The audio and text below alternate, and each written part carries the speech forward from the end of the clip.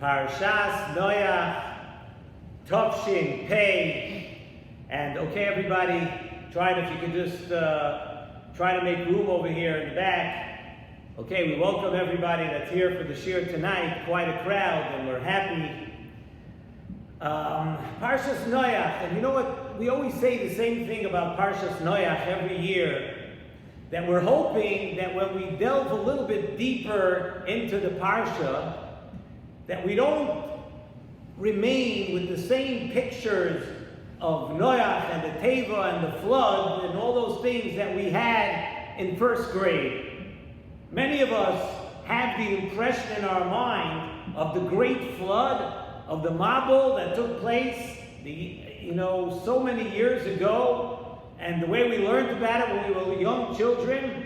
And when you look at the Mefarshim, so many things in the Parsha require so much more explanation. And each year we try to just take a little part of the Parsha, a little piece of the Mabul, and try to explain it a little better. And this year, I'd like to talk about the following. The Torah tells us why Hashem brought a Mabul. I mean, the Mabul was something, there never was anything like it, destruction-wise, in the world.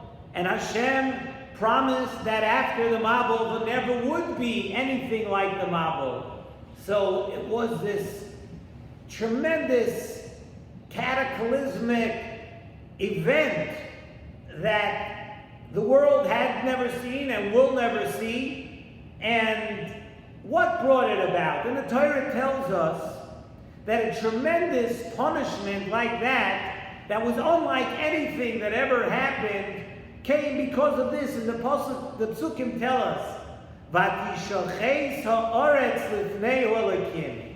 The earth became corrupted. But there was hashchasa in the world. "Vatimolei ha'aretz chamas." Not only was there corruption, but the world became full of chamas, and we'll explain what that is.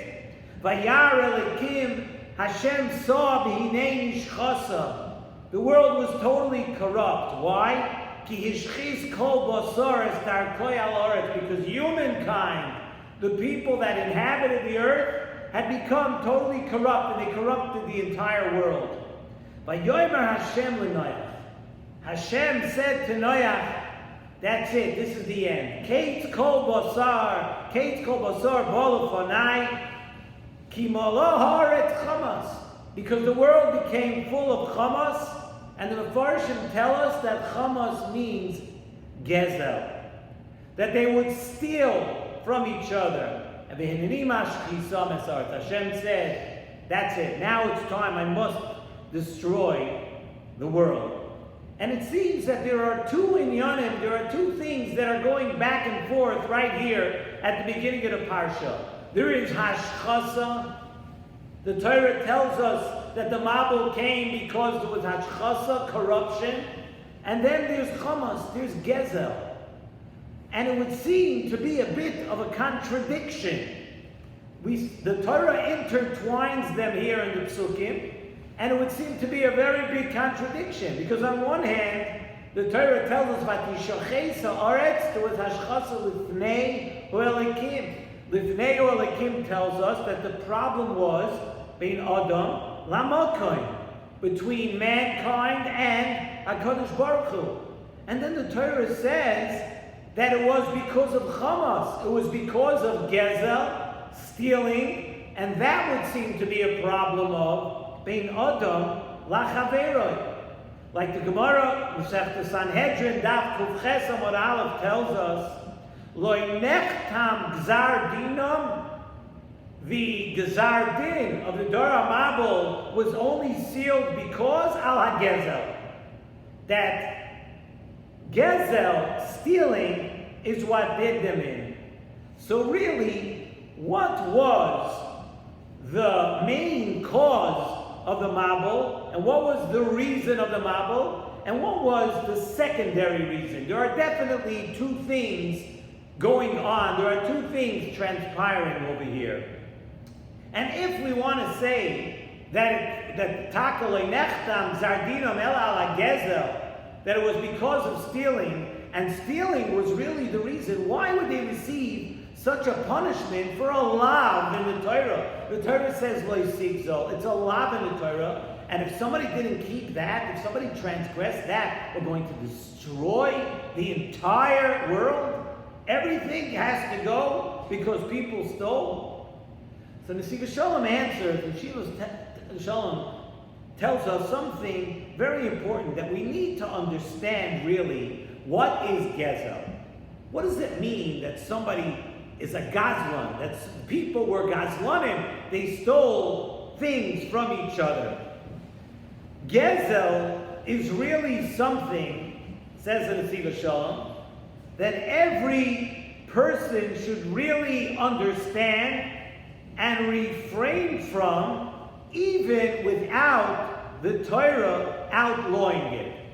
In other words, we would understand that a person should not take something from someone else even without the Torah telling us, because it just makes a lot of sense. It's not yours. This is yours. This is mine. And I have no right or no reason to go over and take something from you, to take something away from you. And that would be Gezel. Gezel we would really understand. It's one of these things that we would understand without the Torah actually outlawing it. But when there is hashchasa, says the Nesivos Shalom, when the world becomes corrupt and one's mind becomes totally corrupted, even something that is so obviously wrong, like taking something away from someone else, something which is so wrong, like Gezel, it could be explained away. And that's human nature, and that's humankind.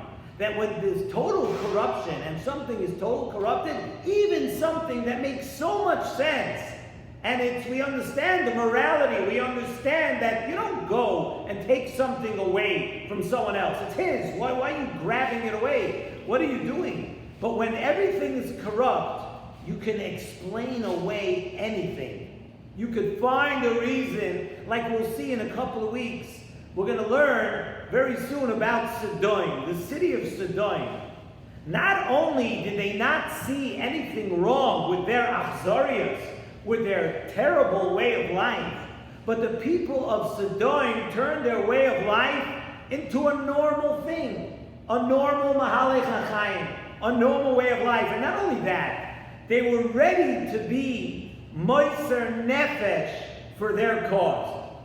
The people of Sodom felt, they explained it, they rationalized it, because they were so corrupt that there was a reason that everything was fine. They were ready to be moiser nefesh for something which was totally wrong, but they explained away. And that all starts from hashchasa. They were royim. It says royim v'chatoim ma'oi. They were people who were bad. And once you're totally bad, through and through, really anything goes.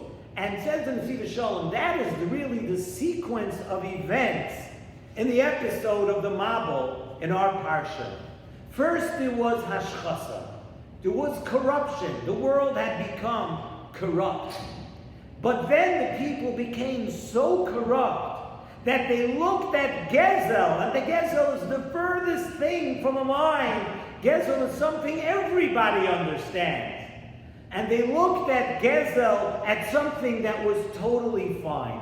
It was totally okay to go rip something off of somebody else.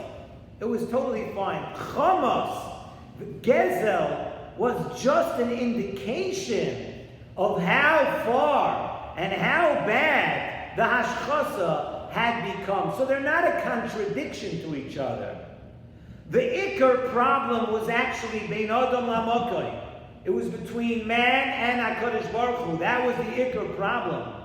But it got so bad that the bein adam lachaveroi of Gezel meant nothing to them.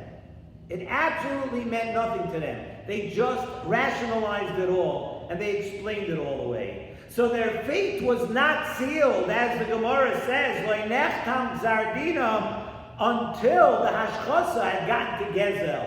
Not that the world was just destroyed for a lav, for just a lav of loy sigzol. Any lav is a lav. but for that lot, we're going to destroy the world. No. But it's only because the hashchasa had gotten so bad up until a point where even Gezel was rationalized. Now, that's why the Gzar Din was nechtam. And the Roshei Tevos, beginning of the words of Kimala Haaretz Chamas, like it says in our Parsha, and Nesivos Shalom says they're Chachma. Because you know that sometimes, something like Gezel, it became a Chachma. It became acceptable. A Chachma, you know, when you can rationalize and you find a good, smart reason that everything is okay. The corruption was so deep that all feelings and all sensitivities to Gezel were lost. So the Hashchasa Bein Adam LaMakoim and the Gezel, which was Bein Adam LaChaveroi, and very, very deep problem, were not a contradiction. And there are times where the corruption, the Hashchasa, gets so bad that things like Gezel become understood. They're wrong. They're wrong, we know, but they become acceptable. And once that happens, Kimala Haaretz Chamas, the world was then too low and it had to be destroyed. And the Nesivos Shalom tells us something very interesting, that at that point when Hashem had decided that the world had to be destroyed, there was still one thing that could have saved the Dor HaMabul. And this is something that's so important for every one of us to know. The Gemara Masechta Shabbos Daf Kuf Nun Aleph on the base tells us, Kol Merachem al Habriyos, anyone who has mercy on creation, mercy on other human beings, Merachamin olav min hashamayim. If you show mercy and you feel for other people, then Merachim olav min hashamayim. Hashem looks out for you, feels bad for you. And Chas v'Shalom the other way, then ein merachim olav min hashamayim. That's what the Gemara tells us.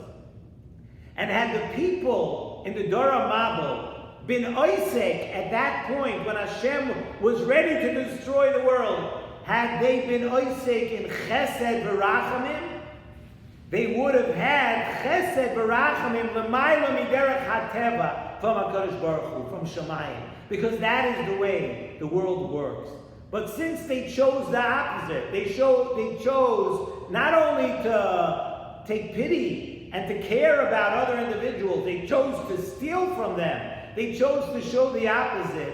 There was nothing to save them from the Mabul. And the Medrash in Tehillim tells us that Avraham Avinu met Shem ben Noach. It's a beautiful Medrash. And he said to Shem ben Noach, what exactly saved you people from the Mabul? What was the thing that really saved you? And Shem ben Noach told Avraham Avinu, you know why? Because they were oisik in chesed at the time of the Teva. At any time during the Teva, why wasn't it that Noach pulled out in the Teva, and maybe a few days later, that Teva could have capsized too? It was quite a storm out there, right? But Shem ben Noach told Avraham Avinu what kept them safe was the fact that they did chesed amongst each other, taking care of each other, taking care of the animals, taking care of each other in the Teva. And even though, you know what that tells us? That even though the Torah tells us, well, of course we know why Noach was saved. Noach ish tzaddik. Noach was a tzaddik. That's why he was saved. Shem came to tell us that you can be a tzaddik and you can be everything, but sometimes you'll get swept up with everything in the world. And the answer is merachem, to be merachem al habriyos, to do chesed with other people. Doing chesed with other people is the biggest chus that a person can get for themselves. The biggest thing you could do to bring rachmin min hashamayim. And that could have saved the Dor HaMabul. Yet they turned away. They followed the hashchasa. And they went all the way to where the world came to the point where it couldn't stand anymore. Let's learn the lessons. Let's be the opposite.